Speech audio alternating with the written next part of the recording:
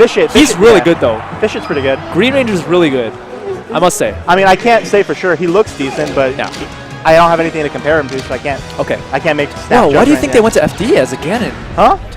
Why do you think Bizzaro would go to FD as a Ganon? Maybe he feels comfortable, or no, maybe I don't know. Falco's so good against the Ganon by nature, and when you don't have platforms to go to, you're just going to eat lasers. Well, keep in mind, Nick is really rusty. He hasn't played in a long time. True. And even if they weren't rusty, I think Bizzaro would be a little bit better than Nick, you know? All right. But he's probably just confident. That was a huge mistake there. He kind of shined when you know that Ganon is going to re-jump and hit you when he's coming down with an aerial.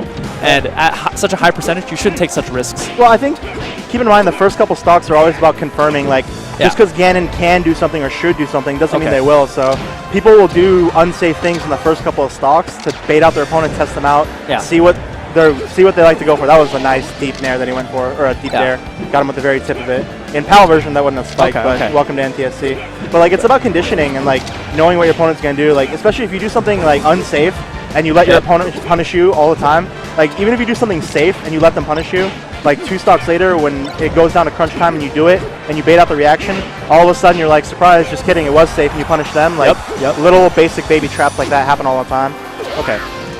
Well, we're seeing Bizzaro Flame basically use a lot of his like tech skill, namely the wave lands in to get kind of in on Falco's shield and kind of punish him there. Whereas Falco's usually the one that's the aggressor and getting in on Ganon's shield. But true, but Jason's Ganon style is very, he plays it like he plays Falcon. He goes ham and he goes for reads. Like, if he misses his read, whatever. If he doesn't miss his read, he looks amazing just like that, you know? But the thing is, like, Falco has a better neutral game. Falco has better options. If Falco doesn't make mistakes, he shouldn't lose. Yeah, like Bizzaro Space Flame, Animal 101. He kind of missed he could have dared there. I don't know why he back. He kind of missed his F tilt when Falco was recovering with his Firefox. So yeah, but you know, mackadocious takes it right back. So well, Nick, before Nick stopped playing, his play style kind of counters floaties and Ganon. He's very patient. Like, he is very patient. I know. He'll go laser lock into tilts, and he understands frame data. Like, the reason I'm good against Captain Falcon is because he taught me, it's like, lose your priority. Even if he makes a move first, if you use bear or dare priority correctly, like, you can come out second and still win, because space animals are dumb. Yep. And they're very what a read. Nice. Up air. He was. I think he was trying to be really fancy there with that nair. Yeah. Well, I think he whiffed an up air. Up air would have been an easier way to. Yeah. Well, he's kind of at 71. He would get hit off stage, but it wouldn't be very far I think he's just trying to rack up damage right now because he knows he has his final stock. All right. It's like, you don't always have to play perfectly every stock, especially if you have a lead, you know? Like, right now, he can do what he wants because he's in a good... Still in a good position. He tries to come back on stage. And then he gets the tech skill error, the rust shows. The rust shows. Well, yeah. Normally Nick would side B stall, but I think he kind of forgot that Falco can't do that. Falco has to do the illusion stall. Yeah, yeah. But that was Nick's Fox, though. Hang on a second. Nick, go Fox! If he goes Fox, you'll see some fancy tech skill. I don't think he'd go Fox. Well, you never know sometimes. I don't think he really cares at this point. Too? Nah, Nick's always been Space Animals. Really? Yeah. He doesn't have a Peach. He has like a Pocket Marth that looks terrible and a Pocket Falcon that looks terrible, but... I mean, they're not bad. I just call them terrible. Hey, I can say that about you. You have a lot of pocket characters that look terrible. They are terrible. They are extremely terrible. And I will tell this to the world right now. My name is Ahmad, and if you lose to my secondaries, I'm sorry. Go home and hit the practice board. All right. Okay. See, I actually think Ganon's decent on this stage. It can be used both for him and against him. Because, like, while dumb things happen, and the style of play that Jason has, like, he goes for the confirmations off of rolls. He goes for those in-between hits. He goes for the waveland jab, like, haha, surprises. So, like, with the shifting platforms, if he plans something out ahead of time, like, people aren't going to be able to react to him very easily because of all the, not only Ganon surprises that he does, but platforms just screw with you a lot. Okay. Jason kind of missed his turnaround there. He definitely had an opportunity to edge guard mackadocious way earlier, but he still gets a stock, so, you know. Ooh, reverse laser. That's a flub. Come on, Rising Dare, no. So if he had done a Rising turnaround dare, he could have denied him the stage and the ledge, which would have forced him to upbeat back towards the ledge. That's where the platform kind of backfired on him. And he basically misspaced, or the dare didn't come out, so. Right there, he was invincible off the ledge grab. He could have done a Rising Dare to spike him, but I think he's not confident in his text, or that, or he didn't see it. No, he didn't kill him. Oh, he did kill himself, yeah. I saw him. He went too low there, so. Well, he always does that. He never usually kills himself. I don't know what happened there. It's the rust. It's the rust. Probably. nice air dodge, and then the follow-ups. Great patience The from Bizzaro follow-ups Flame. and the tilt. Yep, there it was. But Yeah, great patience from Bizzaro Flame, waiting for that air dodge that he could just stomp right out and react really quickly. So, yeah. Nick's getting here's where Falco right shines. now. Yeah. Wait. Okay. See how Nick's playing is somewhat smart and patient. Like, abuse back air, abuse your priority. Don't try not to challenge Ganon. Like, while yes, if you're perfect and you don't make mistakes, you can like poop on his face a little bit. But otherwise, he's just I don't know. Play safe. It's kind of like when you're playing a Luigi. If you overcommit and you try to hit them, they'll do that instant nair. Yeah. Yep. With Ganon, you gotta wait. Like, bait out his bear, bait out his waveland, bait out what he's gonna do to you. And like, unless he makes you sit in your shield so long that you get shield stun, he shouldn't be able to do stuff to you. As long like right there, he shield stunned because Nick aimed his shield low, but then didn't raise it high for the second hit.